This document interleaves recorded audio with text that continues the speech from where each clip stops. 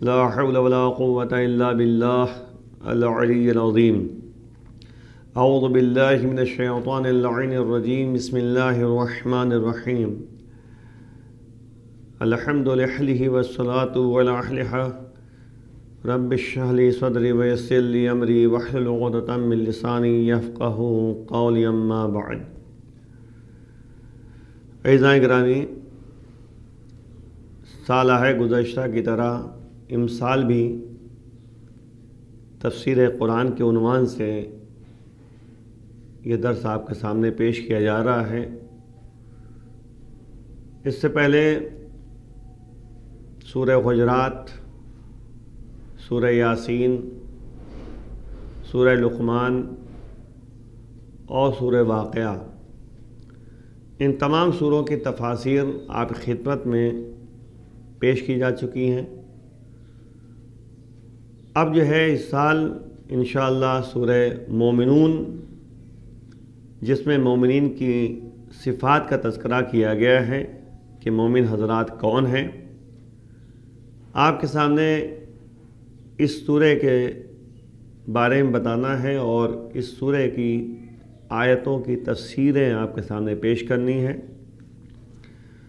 کل جو ہے سورہ مومنون میں 118 آیتیں ہیں۔ انشاءاللہ آپ کے سامنے ان 118 آیتوں کو 29 دن کے اندر تفسیر پیش کرنی ہے۔ اس سے قبل کہ یہ سلسلہ شروع کیا جائے، ماہ رمضان کے سلسلے میں جو قرآن نے تذکرہ کیا ہے کہ شہر رمضان الذی انزل فیہ القرآن، یعنی یہ مہینہ رمضان کا مہینہ ایک ایسا مہینہ ہے جس میں قرآن کو نازل کیا گیا ہے۔ اور پھر جو ہے انا انزلناہ فی لیلۃ القدر، ہم نے اس قرآن کو شب قدر میں نازل کیا ہے۔ اور قرآن ایک ایسی قرآن ایک ایسا کلام خدا ہے جس کے بارے میں خطبہ شعبانیہ میں بھی جو ہے نبی کریم محمد مصطفیٰ صلی اللہ علیہ وسلم نے ارشاد فرمایا کہ ومن تلا فیہ آیۃ من القرآن کان لہ مثل اجر من ختم القرآن فی غیرہ من الشہور۔ نبی فرما رہے ہیں خطبہ شعبانیہ میں کہ جو بھی اس مہینے میں ایک آیت کی تلاوت کرے گا تو اس کو اس کے مثل ثواب ملے گا جو اس مہینے کے علاوہ کسی مہینے میں قرآن کو ختم کیا ہو۔ یعنی ایک آیت پڑھنے کا ثواب جو ہے پورے ختم قرآن کا ثواب ملے گا۔ اور ظاہر سی بات ہے کہ قرآن کی تلاوت کے بارے میں اتنا کہہ دینا کافی ہے کہ نوّروا بیوتکم بتلاوت القرآن، اپنے گھروں کو نورانی بنا دو تلاوت قرآن کے ذریعے۔ قرآن کی تلاوت جس گھر میں ہوتی ہے اس گھر میں فقیری بالکل نہیں آ سکتی۔ تو اس لیے قرآن کی تلاوت کی اہمیت دیجیے اور قرآن کو سمجھنے کے لیے جو اللہ کا کلام ہے غور و خوض کیجیے اور سمجھنے کی کوشش کریں، ورنہ روز قیامت قرآن جو ہے شکایت جب کرے گا تو انسان کبھی بھی جو ہے اس قرآن کی شکایت کے سامنے کھڑا نہیں ہو پائے گا۔ کبھی قرآن شکایت کرے گا اس نے بالکل پڑھا ہی نہیں، تلاوت کی ہی نہیں، اور کبھی قرآن شکایت یہ کرے گا کہ اس نے قرآن کی تلاوت تو کی لیکن سمجھا نہیں، مطالب کو سمجھنے کی کوشش نہیں کی۔ اور کبھی قرآن جو ہے شکایت کرے گا کہ اس نے قرآن کو پڑھا بھی اور قرآن کو سمجھا بھی لیکن قرآن پر عمل نہیں کیا۔ تو اس لیے قرآن نازل ہوا ہے صرف اس لیے تاکہ ہماری ہدایت کا سامان فراہم کر سکے۔ ظاہر تفصیلی بات پیش نہیں کرنی ہے، اصل موضوع تک آ جاؤں، لیکن اس چند باتیں آپ کے ساتھ عرض کرتے ہوئے کہ قرآن جو ہے اگر آپ دیکھیں کہ لوگوں کا ہادی بن کر آیا ہے، اور جو نابینا ہوتے ہیں ان کے لیے بینائی عطا کرتا ہے، اور قرآن سے جو دور رہے گا، جس طرح قرآن نے خود فرمایا ہے کہ من اعرض عن ذکری فلہ معیشۃ ضنکا ونحن نحشرہ یوم القیامۃ اعمی، جو میرے ذکر سے اعراض کرے گا، دور رہے گا، یعنی ذکر سے مراد یہاں قرآن کریم، مثلا ذکر سے بہت سارے باتیں ہیں، اللہ کی یاد، تو اللہ کی یاد جو ہے قرآن کے ذریعے بھی ہے، کیونکہ یہاں تک کہا گیا کہ اگر تم، یعنی روایتوں موجود ہے کہ اگر اللہ سے بات کرنا چاہتے ہو تو تم جو ہے دعا مانگو، دعا پڑھو، لیکن اگر جو ہے تم یہ چاہتے ہو کہ اللہ تم سے باتیں کرے تو قرآن کی تلاوت کرو۔ تو یاد رکھیے قرآن کی تلاوت جو ہے ایک طریقے سے قرآن، جب ہم تلاوت کرتے ہیں، قرآن پڑھتے ہیں تو اللہ ہم سے باتیں کرتا ہے۔ تو قرآن کہہ رہا ہے کہ من اعرض عن ذکری، جو میرے ذکر سے دور رہے گا، یعنی قرآن کی تلاوت نہیں کرے گا، اللہ کی یاد سے دور رہے گا، فلہ معیشۃ ضنکا، اس کے لیے زندگی تنگنائی کی زندگی ہوگی، پریشان کن زندگی ہوگی۔ وَنَحْنُ نَحْشُرُ يَوْمَ الْقِيَامَةِ عَامًا، اور ہم اسے جو ہے روز قیامت اندھا محشور کریں گے، اور جب روز قیامت وہ اندھا محشور کیا جائے گا تو کہے گا پروردگار میرے پاس آنکھیں تھی دنیا میں، تو نے یہاں اندھا محشور کیا، تو پروردگار کہے گا تو دنیا میں مجھے بھول گیا تھا، آج میں تجھے یہاں بھول گیا ہوں۔ تو یاد رکھیے کہ اگر انسان قرآن کی تلاوت نہیں کرے گا، قرآن سے دور رہے گا، تو گھر میں برکتیں نہیں ہوں گی، گھر میں نورانیت پیدا نہیں ہوگی، اور روز قیامت وہ اندھا محشور کیا جائے گا، اور یعنی دنیا میں جو ہے تنگنائی کی زندگی، پریشان کن زندگی ہوگی۔ تو قرآن جو ہے ہر طرح کی لغزشوں سے بچاتا ہے، کیونکہ قرآن ہدایت کا راستہ دکھاتا ہے۔ قرآن مجید جو ہے ہر طرح کی ظلمت اور تاریکی کے لیے جو ہے نور ہے، یعنی اگر انسان جو ہے دل کی تاریکیوں میں پڑا ہوا ہے، اندھیرے میں پڑا ہوا ہے، تو اس ظلمت سے دور رہنے کے لیے قرآن کی تلاوت کرے، تاکہ انسان کا قلب جو ہے نورانی ہو جائے اور پاک و پاکیزہ ہو جائے۔ قرآن کریم جو ہے ہر خطرناک حادثے میں امید کی ایک کرن پیدا کرتا ہے۔ قرآن کریم ہر طرح کی گمراہی میں راستہ دکھانے والا ہوتا ہے۔ قرآن کریم ہر ہلاکت سے بچانے والا ہوتا ہے، کیونکہ ظاہر بات قرآن راستہ دکھاتا ہے تاکہ انسان ہلاکت سے دور رہ سکے، کیونکہ اگر جو ہے اللہ کی یاد میں زندگی بسر نہیں کرے گا تو اس کی موت ہلاکت ہو جائے گی۔ اسی طریقے سے جو ہے قرآن کریم تمام فتنوں کو آشکار کرنے والا ہے، بتاتا ہے کہ فتنے فساد کیا ہوا کرتے ہیں۔ تو جب فتنے فساد جو ہمارے سامنے آیا اور روشن ہو جائیں گے تو ہم فتنے فساد سے جو ہے دور رہنے کی کوشش کریں گے۔ اور ظاہر سی بات ہے کہ ہمارے دین کا کمال جو ہے قرآن ہی میں ہے، پس جو بھی قرآن سے منہ موڑے گا وہ بہرحال جو ہے جہنم میں اسے ڈال دیا جائے گا۔ قرآن کریم دنیا کو آخرت کی جانب لے جاتا ہے۔ ظاہر سی بات ہے کہ انسان قرآن کے بتائے ہوئے راستے پہ چلے گا تو دنیا میں جو ہے جو بھی عمل انجام دے گا وہ آخرت میں کارآمد ثابت ہوگا۔ قرآن ہمیں طریقہ بتاتا ہے، قرآن ہمیں جو ہے بتاتا ہے کیسے نیک افراد نے عمل انجام دیا تو اللہ کے نزدیک جو ہے ان کو مرتبہ عطا ہوا، جیسے جناب لقمان حکیم ہیں۔ تو بہرحال جو ہے کہ قرآن کی تلاوت گھر کے لیے ایک نور کا سبب ہے، اور ظاہر سی بات لکل شیء ربیع و ربیع القرآن شہر رمضان، ہر چیز کے لیے ایک بہار ہوا کرتی ہے، اور قرآن کی بہار جو ہے ماہ رمضان ہے۔ تو اب جب ماہ رمضان جو ہے کہتے ہیں کہ وہ یعنی بہار قرآن ہے، تو ہم قرآن کی اس میں تلاوت کریں اور قرآن سے ہم فائدہ حاصل کریں۔ تلاوت قرآن جو ہے اس مہینے میں بہترین عمل ہے۔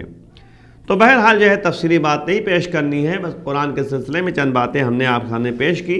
اب ہمارے لیے ضرورت اس بات کی ہے کہ جب قرآن کی تلاوت کی اتنی اہمیت ہے کہ ایک آیت کی تلاوت اگر کسی نے اس مہینے میں کیا ہے تو ختم قرآن کا ثواب ملے گا، تو ہمیں اس قرآن کی تفسیر سمجھنا ہے، قرآن کے ترجمے کو سمجھنا ہے، قرآن کے مطالب کو سمجھنا ہے۔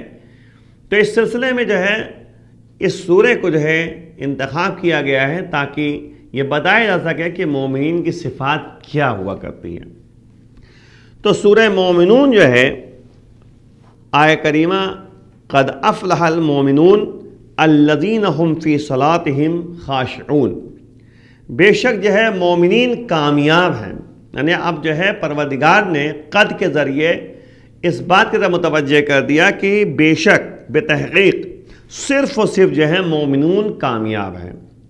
تو مومنین جب کامیاب ہیں تو ہمیں سمجھنا ہوگا کہ مومنین کون حضرات ہیں. تو اب یہ سورہ جو ہے مکی ہے، یہ سورہ جو ہے مکے میں نازل ہوا ہے، یہ سورہ مومنون، اور حکم زکوٰۃ اس میں موجود ہے. تو حکم زکوٰۃ جو ہے جو واجب زکوٰۃ ہے اس کا حکم بہرحال مدینے میں نازل ہوا ہے. تو جب یہ مکی ہے تو یہاں پر اس سورہ میں جو زکوٰۃ سے مراد ہے وہ واجب زکوٰۃ نہیں ہے بلکہ مستحب زکوٰۃ ہے، یعنی اللہ کے راہ میں خرچ کرنا. تو واجب کام جو ہے بہرحال جو حکم آیا ہے وہ زکوٰۃ کا حکم مدینے میں آیا ہے. تو اس سورہ میں جو زکوٰۃ کا تذکرہ ہے، کیونکہ یہ مکے میں سورہ نازل ہوا ہے، تو اس میں مستحب زکوٰۃ ہے جو راہ خدا میں جو ہے انسان نکالتا ہے ثواب کے لیے. اس سورہ کا ہر جمعے کے دن تلاوت کرنے والا، اگر کوئی جو ہے اس سورہ کو، سورہ مومنین کو جمعے کے دن تلاوت کرے گا تو فردوس اعلیٰ کا استحقاق پیدا کر لیتا ہے. یعنی روز قیامت جو ہے وہ جنت جو اعلیٰ درجے والی ہوگی اس کو نصیب ہوگی. اس سورہ کی بڑی اہمیت ہے کہ اس سورہ کی تلاوت اگر کوئی جمعے کے دن کرتا رہے، ہر جمعے کو کرتا رہے، تو اس کو جو ہے فردوس اعلیٰ میں جگہ ملے گی، وہ اس کا مستحق ہو جائے گا. تو بہرحال جو ہے کہتے ہیں قد افلح المومنون، بے شک جو ہے مومنین کامیاب ہیں. الذین، پہلی صفت جو مومنین کی بتائی جا رہی ہے، فی صلاتہم ہم فی صلاتہم خاشعون، یہ مومنین ایسے حضرات ہیں جو اپنی نمازوں میں خاشع اور خاضع رہتے ہیں، خشوع و خضوع سے کام لیتے ہیں. تو اب یقیناً جو ہے ہم اس بات کو اگر پیش نظر رکھیں کہ مومنین صرف مومنین ہی کامیاب ہیں، تو ان آیات مبارکہ نے یہ صاف واضح کر دیا ہے کہ مسلمان اور مومن ہونے کے لیے عقیدہ کافی ہے، لیکن کامیابی اور نجات حاصل کرنے کے لیے مختلف قسم کی ذمہ داریاں بھی ضروری ہیں. یعنی صرف یہ نہیں کہنے کا مطلب ہے کہ چلو ہم اصول دین کے بارے میں ایمان لے آئے اور عقیدہ پیدا کر لیا. تو بہرحال جو ہے عقیدہ تو اصل چیز ہے، کیونکہ جڑیں اگر مضبوط نہیں ہوئیں تو پھر جو ہے انسان شاخوں میں ہریالی پیدا نہیں کر سکتا. تو ایمان در اصل جو ہے جو اصول دین ہے، دین کی جڑیں ہیں، اس کے بارے میں عقیدہ پیدا کرنا یہ ہماری ذمہ داری ہے کہ اللہ ایک ہے، وحدہ لا شریک ہے، اللہ عدل انصاف سے فیصلہ کرے گا. اور اس کے بعد نبی 1,24,000 انبیاء آئے، ہے نا، 1,24,000 انبیاء آئے، نبوت کے بارے میں عقیدہ پیدا کرنا، پھر امامت کے بارے میں عقیدہ پیدا کرنا، 12 اماموں کے بارے میں عقیدہ پیدا کرنا، ہے نا.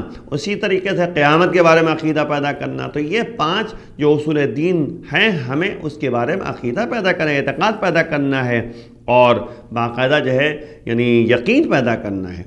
لیکن اس کے ساتھ ساتھ جب کامیابی ہمارے لیے جو ہے ایمان و اسلام کی بنیاد پر ہے تو اس کے ساتھ ذمہ داری بھی عائد ہوتی ہے. ایسا مطلب نہیں ہے کہ جو ہے ہم صرف جو ہے زبانی طور پہ جو ہے عقیدہ پیدا کر لیا کافی ہے، بلکہ جو ہے ہمارے لیے اعمال صالحہ انجام دینا ضروری ہے. جس طریقے سے آگے ہم آپ کے سامنے بتائیں گے کہ ایمان کی حقیقت کیا ہوتی ہیں. لیکن کامیابی اور نجات حاصل کرنے کے لیے مختلف قسم کی ذمہ داریوں کا ادا کرنا بھی ضروری ہے، اور وہ ذمہ داریاں یہ ہیں کہ خدا کی بارگاہ میں خشوع اور خضوع ہو.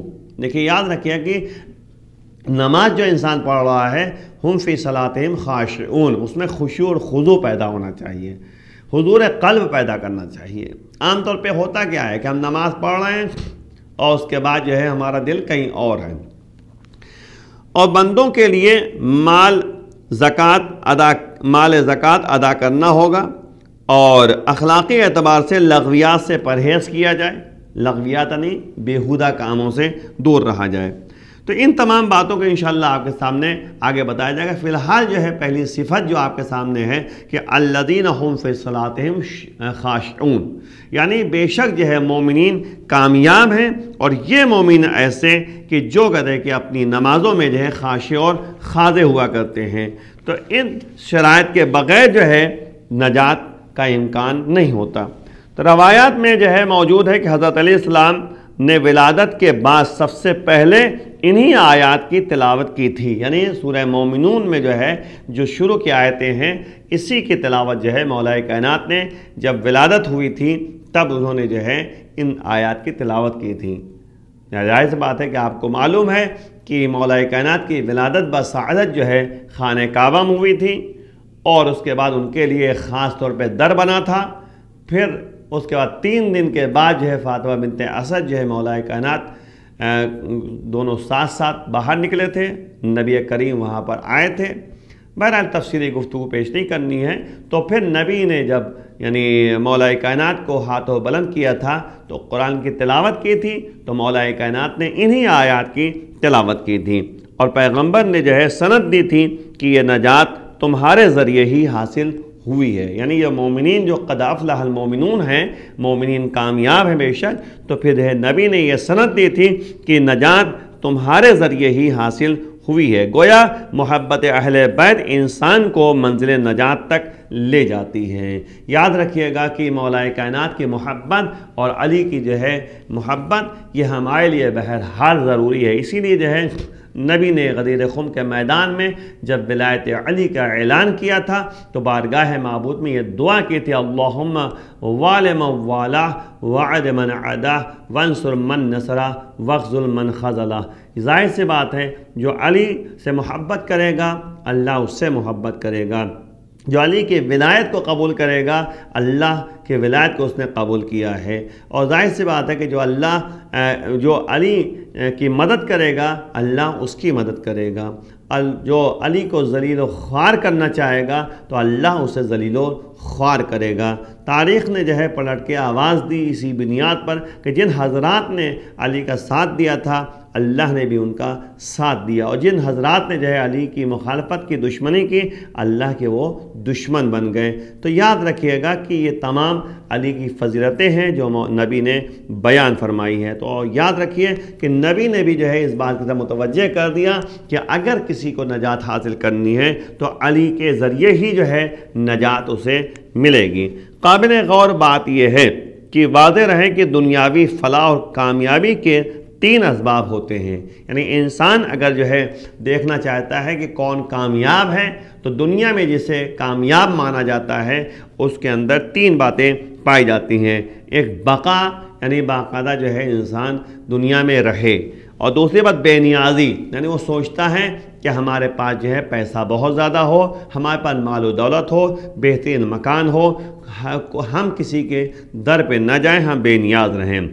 اور تیسری جو ہے کامیابی کا معیار جو بناتے ہیں دنیا میں وہ عزت و وقار ہوتا ہے کہ ہم جو ہے ہماری عزت اور احترام برقرار رہے، ہم یعنی عزت کے ساتھ زندگی بسر کریں۔ یہ 3 چیزیں جو ہیں بقا اور بے نیازی اور عزت اور وقار، یہ 3 چیزیں جو ہیں عام طور پہ دنیا میں کامیابی کے طریقے سمجھے جاتے ہیں، اور آخرت کی فلاح و بہبودی کے لیے ظاہر سے بات ہے 4 مظاہر پیش کیے گئے ہیں۔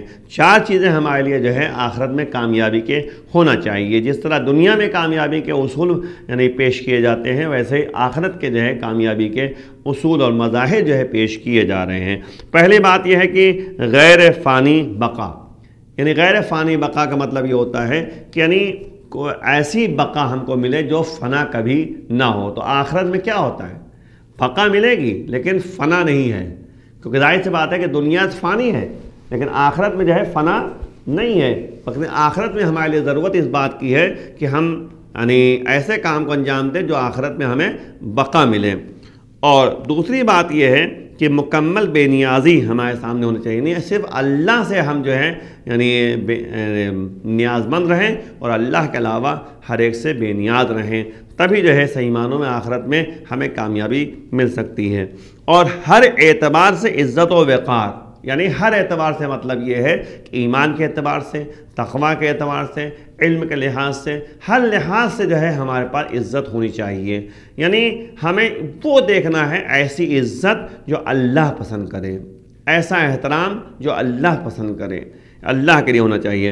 اور چوتھی بات ہے کہ ہر طرح کی جہالت سے بچانے والا علم ہونا چاہیے ہمارے پاس، یعنی ایسا علم ہونا چاہیے جس سے ہم جہالت سے دور رہیں، یعنی ایسا نہ ہو کہ انسان جو ہے علم حاصل کرتا رہے اور اس کے بعد جہالت کا جو ہے یعنی اظہار کرتا رہے، جاہلانہ کام انجام دیتا رہے۔ بہت سارے آپ کو علم والے ایسے ملیں گے جو جاہلانہ انداز میں جو ہے قدم آگے بڑھاتے ہیں اور جاہلانہ انداز میں جو ہے کام کرتے ہیں۔ تو اس طرح سے نہیں کامیابی، بلکہ آخرت کی کامیابی کے لیے ضرورت اس بات کی ہے کہ غیر فانی بقا ہونی چاہیے، کہ آخرت میں جو ہے بقا ہے جو اس کا کبھی فنا نہیں ہے، ختم ہونے والی نہیں ہے۔ دنیا تو فانی ہے، اور اسی طریقے سے مکمل بے نیازی ہونا چاہیے، اللہ سے بے نیاز نہ ہو بلکہ دوسروں سے بے نیاز ہو، اللہ کی بارگاہ میں حاجت مند ہو، نیاز مند ہو، تو یہ کامیابی کا راستہ ہے۔ اسی طرح جو ہے عزت و وقار جو ہے کہتے ہیں کہ اللہ کے لیے ہونا چاہیے، اور اسی طرح جہالت جو ہے یعنی ہر اس جہالت سے ہمیں بچنا چاہیے جس کے ذریعے جو ہے ہم یعنی صحیح معنوں میں علوم آل محمد اور ایسے علم کا حاصل کریں جس سے ہماری جہالت دور ہوتی چلی جائے۔ تو اب یہاں پر جو ہے جو کہا گیا قد افلح المومنون، بے شک مومنون کامیاب ہیں، تو ایمان سے مراد جو ہے ایمان حقیقی، یہاں پہ ایمان حقیقی ہے جس پر ثواب کا دار و مدار ہے۔ یاد رکھیے گا حقیقی ایمان جو ہے وہ ثواب کے لیے جو ہے کارآمد ہے۔ اسی لیے آپ دیکھیں قرآن میں ایک جگہ پہ اور ارشاد فرمایا گیا ہے کہ یا ایھا الذین آمنوا آمنوا باللہ، اے ایمان والوں تم اللہ پر ایمان لے آؤ، یعنی تم جو دعویٰ کر رہے ہو ایمان کا در حقیقت حقیقی ایمان لے آؤ، اللہ پر ایمان حقیقی ایمان لے آؤ۔ تو مراد یہاں پر حقیقی ایمان ہے، ایمان حقیقی جس پر ثواب کا دار و مدار ہے اور جس کا واقعی تعلق دل کی تصدیق اور اعضاء جوارح کے عمل و کردار سے ہوتا ہے۔ یعنی ظاہر سی بات ہے کہ ایمان معرفت بالقلب، یعنی دل کی گہرائیوں سے پہچاننا اور معرفت ضروری ہے، وقول باللسان، اور زبان سے جو ہے انسان کو کہنا ہے کہ ہم اللہ کو مانتے ہیں، لا الہ الا اللہ محمد رسول اللہ علی ولی اللہ اللہم صلی علی محمد وآل محمد، وعمل بالارکان، اور اعضاء جوارح سے عمل کرنا ہے، اعضاء جوارح کے عمل و کردار سے ہوتا ہے۔ ورنہ وہ ایمان جس کا تذکرہ یا ایھا الذین آمنوا میں کیا گیا ہے اس سے مراد صرف زبانی اقرار اور ادعائے ایمان ہے، ورنہ ایسا نہ ہوتا تو تمام اگر ایسا یا ایھا الذین آمنوا آمنوا باللہ جو قرآن نے کہا ہے کہ اے ایمان والوں حقیقت میں ایمان لے آؤ، تو اس سے جو ہے بات ظاہر ہوتی ہے۔ تو تمام احکام کا تعلق صرف مومنین مخلصین سے ہوتا ہے اور منافقین اس قوانین سے اکثر آزاد ہو جاتے۔ یعنی مقصد یہ ہے کہ یا ایھا الذین آمنوا سے مراد اگر حقیقی ایمان والے ہوتے، یعنی جس طریقے سے ہم نے ایک آیت کی تلاوت آپ کے سامنے کی کہ یا ایھا الذین آمنوا آمنوا باللہ، تو اگر جو ہے یا ایھا الذین آمنوا سے مراد جو حقیقی ایمان حقیقی ہوتا تو نتیجے میں جو ہے یہ احکام الہیہ جو ہے کا تعلق صرف مومنین سے ہوتا جو حقیقی مومن ہیں، بلکہ جو ہے اس کا تعلق منافقین سے نہ ہوتا۔ منافقین وہ ہوتے ہیں جو دل سے ایمان نہیں لاتے، ظاہری طور پر ایمان لاتے ہیں۔ تو اس لیے یاد رکھیے گا ایمان کا تعلق یعنی احکام کا تعلق تمام ایمان والوں سے ہے، چاہے کہتے کہ وہ ظاہری ایمان لائے ہوں، چاہے جو ہے باطنی ایمان لے آئے ہوں، تو جیسے بھی ہوں حقیقی ایمان ہو یا نہ ہو، یہ احکام الہیہ کا تعلق ان سے بہرحال ہے۔ اگر وہ ظاہری طور پر بھی ایمان اگر لے آئے ہیں تو ان کے اوپر نماز پڑھنا واجب ہے، کم سے کم جو ہے روزہ رکھنا واجب ہے۔ احکام الہیہ جو ان کے پر صادر ہوتے ہیں وہ تمام یعنی احکام ان کے لیے صادر ہوں گے۔ تو بہرحال جو کہتے ہیں ان تمام باتوں پیش نظر اگر دیکھیے تو ایمان والعمل قرینان، ایمان اور عمل جو ہے دونوں ساتھ ساتھ ہیں، یعنی اگر انسان ایمان لایا ہے تو ساتھ ساتھ میں عمل بھی ضروری ہے، کیونکہ اگر ایمان جو ہے بغیر عمل کے ہوگا تو اس ایمان کی کوئی اہمیت نہیں ہوگی۔ اس لیے ضرورت اس بات کی ہے کہ ہم اس کو سمجھیں۔ اسی لیے قرآن میں یعنی جو بتایا گیا ہے کہ انما المؤمنون الذین اذا ذکر اللہ وجلت قلوبہم، ہیں وَإِذَا تُلِيَتْ عَلَيْهِمْ آيَاتُهُ زَادَتْهُمْ ایمانا وعلی ربہم یتوکلون۔ سورہ انفال کی آیت نمبر 2 ہے کہ بتایا جا رہا ہے کہ مومنون کون حضرات ہیں۔ انما المومنون، صرف و صرف مومنین وہ حضرات ہیں جب اللہ کا ذکر ہوتا ہے، اللہ کا یعنی ذکر ہوتا ہے، اللہ کی یاد سامنے آتی ہے تو وجلت قلوبہم، تو ان کا دل جو ہے بہرحال خوفزدہ ہوتا ہے، وجلت۔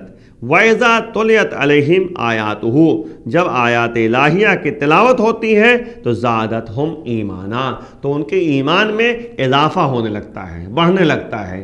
اور ظاہر سی بات ہے کہ زادتہم ایمانا کی منزل کو اگر آپ پیش نظر رکھیے تو ایمان میں اضافہ ہوگا۔ ہو سکتا ہے کوئی سوال کرے کہ کیسے ایمان تو انسان لے آئے، ایمان میں اضافہ کیسے ہوگا؟ تو اس کے لیے ہمارے پاس شواہد ہیں، گواہ ہیں۔ مثلا یہ ہے کہ جناب سلمان فارسی 10ویں درجے پر ایمان کے فائز تھے، ابو ذر غفاری جو ہیں وہ 9ویں درجے پر فائز تھے، اور اسی طریقے سے تمام کہتے ہیں کہ یعنی مراتب جو ہے ہمارے سامنے موجود ہیں کہ ہمارے یاسر اور مقداد جو ہے بہرحال 8ویں درجے فائز تھے، اور عمار یاسر جو ہے 7ویں درجے میں فائز تھے۔ اسی لیے آپ دیکھیے ہر ایک کے درجات پائے جاتے ہیں، اور پھر مولا کائنات جو ہے کل ایمان ہے، جن کا بہرحال جو ہے عین ایمان کہہ سکتے، کل ایمان، تو بہرحال جو ہے زادتہم ایمانا۔ تو اگر تلاوت آیات قرآن جو ہے ان کے لیے ہو تو ان کے ایمان میں اضافہ ہوتا ہے۔ وعلی ربہم یتوکلون، اور یہ حضرات وہ ہوتے ہیں جو اپنے پروردگار پر توکل اور بھروسہ کرتے ہیں۔ یاد رکھیے ان تمام باتوں کو پیش نظر مومنین کی صفات یہی ہے کہ قرآن کی تلاوت کریں اور غور و خوض کے ساتھ تلاوت کریں، تو ان کے اندر خوف خدا بھی پیدا ہوگا اور خوف آخرت پیدا ہوگا۔ اور ایمان کے بارے میں مولا امام محمد باقر اسلام ارشاد فرماتے ہیں کہ ایمان کے 4 ستون ہیں۔ ایمان کے بارے میں گفتگو ہو رہی ہے۔ ایمان کے بارے میں 3 باتیں ہم نے آپ سامنے بتائی۔ ایمان جو ہے معرفت بالقلب ہے، قول باللسان ہے، عمل بالارکان ہے، یعنی دل کی گہرائیوں سے پہچاننا ہے اور زبان سے کہنا ہے اور اعضاء و جوارح سے عمل کرنا ہے۔ پھر مولا فرما رہے ہیں کہ ایمان کے 4 ستون ہیں، یعنی ایمان میں اگر غور کریں تو صبر ہے، یقین ہے، عدالت اور عدل ہے اور جہاد ہے۔ یہ 4 چیزیں اگر ہیں تو ایمان کمپلیٹ اور مکمل ہے۔ تو ایمان کے بارے میں جو ہے جو مولا امام باقر اسلام نے فرمایا ہے تو اس کو غور اگر کریں آپ کہ صبر کے بارے میں ایک جملہ کہہ دینا کافی ہوگا کہ لا ایمان لمن لا صبر لہ، مومن ہے ہی نہیں وہ شخص جس کے اندر صبر نہ پایا جاتا ہو۔ تو ظاہر سی بات ہے کہ صبر رأس الایمان، صبر جو ہے ایمان کا سر ہے۔ اب آپ غور کریں کہ ایمان کا سر ہے صبر، تو جب سر نہیں ہے تو دھڑ نہیں، یعنی ہمیں ضرورت اس بات کی غور کریں کہ یعنی یہ تعلق جو ہے ایمان کا اور صبر کا سر و دھڑ کی بنیاد پر ہے۔ اسی طریقے سے صبر کے بارے میں ایک گفتگو کا دینا کافی ہوگا کہ صبر کے بارے میں کتنی فضیلتیں پائی جائیں۔ بشر الصابرین الذین اذا اصابت مصیبت قالوا انا للہ وانا الیہ راجعون، بشارت دو صبر کرنے والوں کو کہ جب ان کے سامنے جو ہے کوئی مصیبت آ پڑتی ہے تو وہ کہتے ہیں کہ انا للہ وانا الیہ راجعون، کہ بے شک ہم اللہ کے لیے ہیں اور ہمیں اللہ کی طرف پلٹ کر جانا ہے۔ یعنی جب بھی کوئی مسئلہ آتا ہے، مصیبت آتی ہے، پریشانی آتی ہے، تو پھر وہ کہتا ہے پروردگار کے لیے ہم ہیں اور پروردگار کی بارگاہ میں ہمیں پلٹ کر جانا ہے۔ تو یہ صبر کے منازل ہیں جس کی طرح متوجہ کیا جا رہا ہے۔ صبر کبھی انسان مصیبت میں صبر کرتا ہے، کبھی معصیت میں صبر کرتا ہے، کبھی عبادت میں صبر کرتا ہے۔ صبر کے 3 مراحل ہیں، 3 قطع کی جگہ پہ۔ صبر کبھی مصیبت میں ہے، مصیبت آ گئی صبر کر رہا ہے، کبھی معصیت میں ہے، گناہ کے تمام قطع کی یعنی لوازم موجود ہیں، گناہ کے اسباب فراہم ہیں، لیکن انسان صبر کر رہا ہے، اپنے کو ضبط و یعنی تحمل میں جو ہے اپنے کو رکھ رہا ہے کہ ہم جو ہے وہ گناہ نہ کریں۔ پیسہ رکھا ہوا ہے لیکن کسی کی ملکیت ہے، ہم اس کو یعنی دل چاہ رہا ہے کہ ہمیں پیسہ چرا لیں یا اٹھا لیں، لیکن جب صبر کا مرحلہ طے کرے گا تو انسان جو ہے اپنے کو ضبط کرے گا، تحمل کرے گا اور نتیجے میں جو ہے وہ پیسہ نہیں چھوئے گا۔ اسی طریقے سے جو ہے صبر جو ہے عبادت میں ہے۔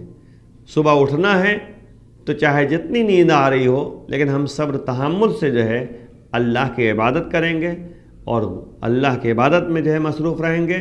ہمیں جو ہے دیکھیے اس طرح سے نہیں کرنا ہے کہ اپنی خواہشات کو جو اپنے اوپر غالب کرنا ہے، اپنے خواہشات کو غالب نہیں کرنا ہے، بلکہ ہمیں جو ہے یہ یعنی دل کی گہرائیوں سے اور عقل مندی سے جو ہے عمل انجام دینا ہے جو ایمان کے تقاضے ہوا کرتے ہیں اور صبر کے تقاضے ہوا کرتے ہیں۔ تو عزیزوں، یہیں پہ بات کو ختم کرتے ہوئے دوسری اس گفتگو کو آگے بڑھایا جائے گا۔ آخر میں بارگاہ معبود میں یہی دعا کرنا ہے کہ پروردگار ہمیں صحیح معنوں میں حقیقی مومن بننے کی توفیق عنایت فرما۔ پروردگار ہمیں ایمان کے مراحل کو طے کرنے کی توفیق عنایت فرما۔ پروردگار ایمان کے آوان و انصار میں شمار فرما، ایمان کے ظہور میں تعجیل فرما۔ وآخر دعوانا ان الحمد للہ رب العالمین۔